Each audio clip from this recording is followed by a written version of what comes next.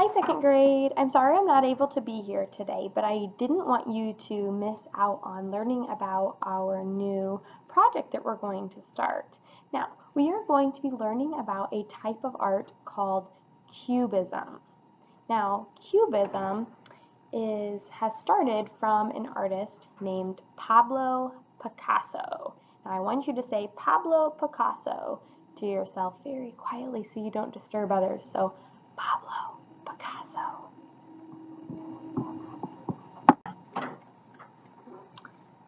In the picture is the artist Pablo Picasso.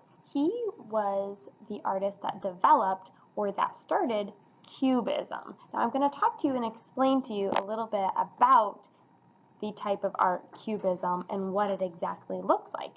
But Cubism did begin in France in the early 20th century and from the Spanish artist Pablo Picasso. What is Cubism? Now, Cubist art is known as geometric and two-dimensional. Now, we know that geometric are geometric shapes, such as these: square, rectangle, circle, oval, triangle, pentagon, hexagon, octagon. And then there are the 3D shapes: cube, cylinder, sphere, cone, rectangular prism, and pyramid. All of those shapes are known as geometric shapes. So Cubist art was inspired by these geometric shapes,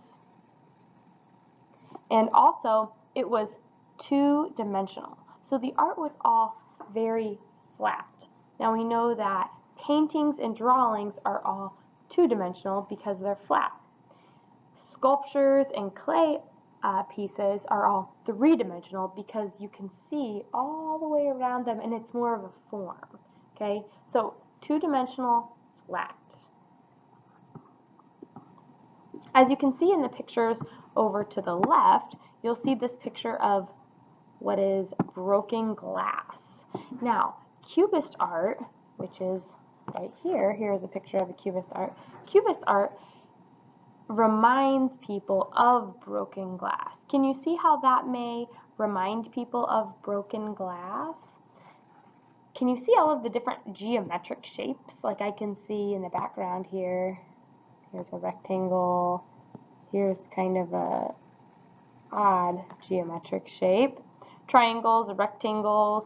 Okay, so Cubist art reminds you of two things: broken glass and geometric shapes. It's the blue period. Now, Pablo Picasso went through a time in his life where he painted all of his paintings in different shades of blue. Now, he did this because he was feeling a certain way. What feeling would you think of when you think of the color blue? Have you ever heard of the phrase, "Man, I really got the blues today"? What feeling reminds you of the color blue? If you're thinking of the feeling sad or upset, you are correct.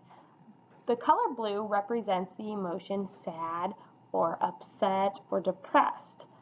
What feeling would you think the color yellow reminds you of? Yeah, happy or excited, thinking like of the sun. The sun is just a happy feeling, okay? And other colors represent emotions too, like the color red would be mad. You're so mad that your face turns red, okay?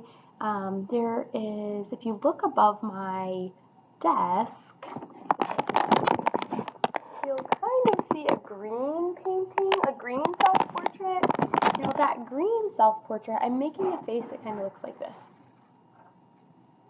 I'm doing kind of a curious face. I chose the color green to represent that curious or thinking face that I have. So this is a work of art. This painting is called The Old Guitarist, and this was done during his blue period, where he was kind of going through a time in his life where he was sad. This next painting is called The Boy with a Pipe, and this was from his Rose period. Now, if you can guess what the Rose period would be, it would be that all of Pablo Picasso's paintings included roses somehow. So it's kind of like he went from being sad from the blue period to happy or in love by adding roses into his paintings. And if, believe it or not, this painting sold for over $100 million. Can you believe that? That's a lot of money for this painting. Picasso is best known for his Cubism style artwork. In some of his pieces, objects are geometrical, but they're still easily identified, so you can tell what they are. So even though this is a pan, we know that pans, like pots and pans, are not really this shape, okay? So he's taking things and he's creating them and changing them to look geometrical. So we can see here all of these shapes that are in this vase is what makes it look geometrical. Other pieces of his artwork are a little more of a challenge to identify, but there are clues. Can you identify anything in this artwork? I can definitely see 3 men in this picture, or maybe they're women, I'm not sure. I also can see a music book, okay? And I can see a violin. And here's the tool that they use with the violin, with that instrument. Okay, there you may see other things that I don't see. But again, this still looks very geometrical because the face and eyes are circle and square and rectangle, so it's not very realistic. How does this couch in the picture resemble Cubism? Now this couch resembles Cubism because, one, all of these lines here kind of make it look like broken glass, especially with this zigzag part at the top. And it's also using geometric shapes. So you can see all of these triangles up here. Okay. Now we're going to take a look at some of Pablo Picasso's Cubism style portraits. As you can see, he used colors that were not realistic, because obviously your eye is not green with a red circle, or your hair, maybe some people's hair is that color, but not realistically. Your skin is not yellow, okay? So there are things in this portrait that are not realistic, and some of them, actually, some of the facial features, which are facial features are eyes, nose, mouth, eyebrows, all of the things that are on your face. Those are your facial features, that they are not realistic, and they're actually not in proportion, which means they're not the right size for your head. Here's another one of Pablo Picasso's famous Cubist style paintings. Notice that the eyes both look different. Okay? They are not symmetrical, which means it is not the same on both sides.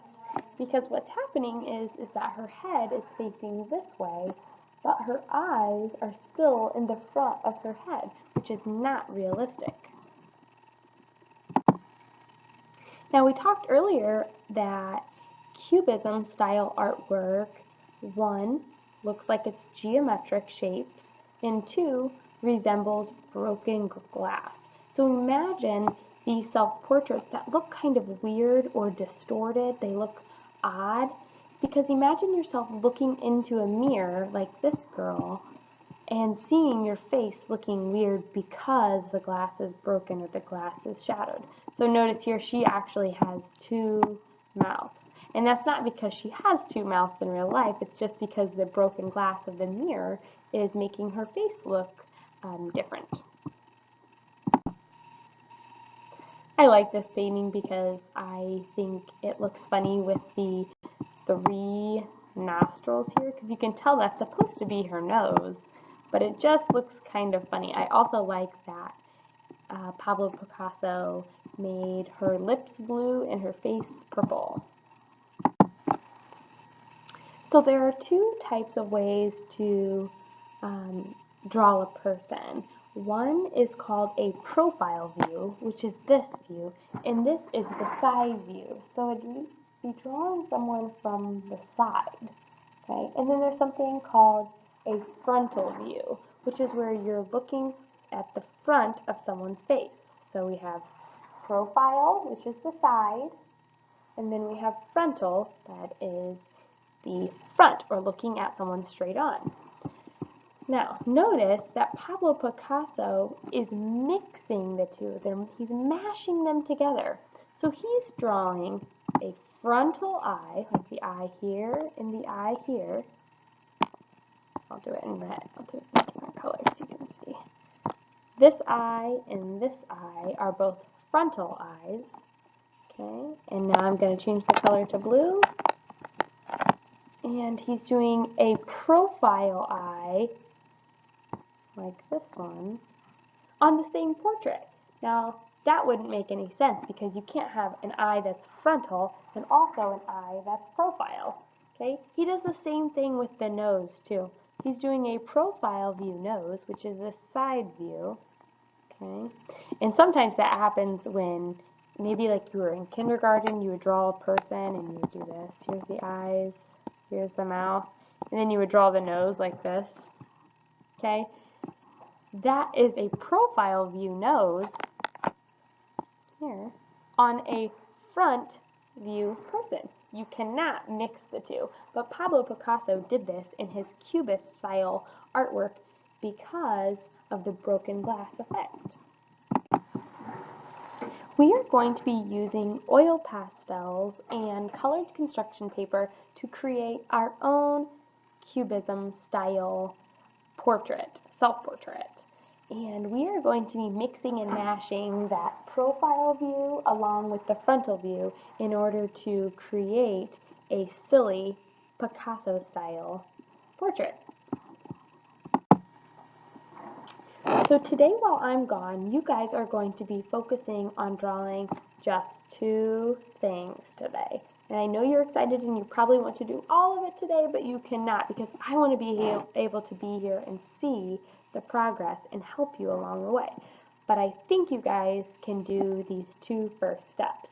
Now the first 2 steps are going to be that you are going to get a background color. So your background color could be this yellow. That's what I chose for my portrait. You guys can choose any color that you want for your background. And then you are going to be drawing on your picture, remember, only 2 things. You are going to draw this the head shape. See the head shape I'm drawing? And also the neck. Okay? Now, when you're drawing the head, you want to make sure that you draw it big.